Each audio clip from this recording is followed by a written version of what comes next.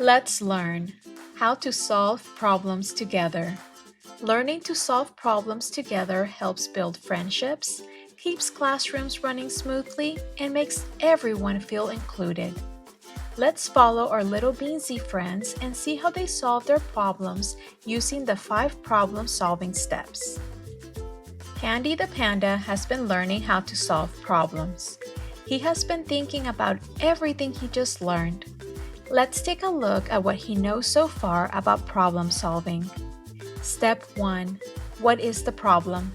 Be clear and specific about what's wrong. Step 2.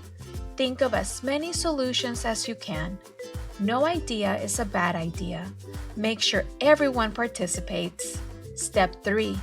Choose the top 3 ideas and pick the best one. Step 4. Try it out. Step 5. Check if it worked, and if needed, try the next idea. Now that you know the 5 steps of problem solving, let's watch how Pandy the panda and our other Little Beanzie friends use these steps in real-life situations.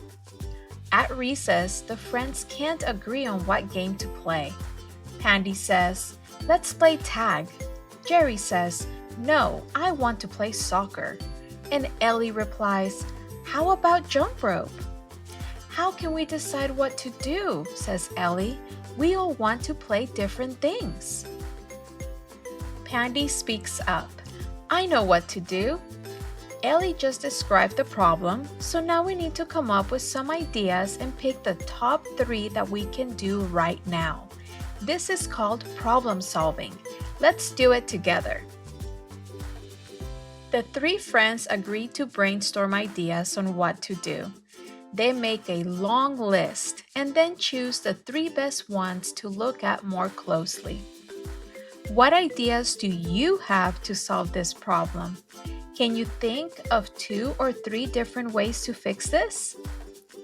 Let's look at some of the ideas that Pandy, Jerry, and Elli came up with, and let's see if they match yours. Number 1. Do a quick round of rock, paper, scissors to see who picks today's game. Number 2. Set a timer and play each game for 10 minutes. And number 3. Combine all 3 games into one silly challenge. "Those are great ideas," said Pandy. "Now we need to look at each one in detail and decide which one to try first. Let's go through them together." Combining all 3 games sounds super fun, but it might take too long to figure out all the rules.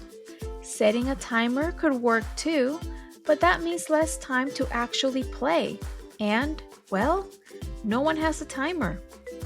So they decided to do a quick round of rock, paper, scissors because it's something they can do super fast, making more time for fun. Yes, it worked! Thank you so much for joining Pandy, Jerry, and Elli as they figured out the best ways to solve their problem. Did you notice how when they were coming up with ideas, they stayed calm and worked together? No fighting, no arguing, just teamwork and listening. The more ideas they shared, the easier it was to find a good solution. And they didn't just pick any idea, they looked at each one carefully and chose the option that worked best for everyone, because that's what good problem solvers do. It was such great work. Now you know how to notice problems, share your ideas, and think about which ideas make the most sense before choosing the best one. These are skills you can use every time you face a problem, at school, at home, or anywhere else.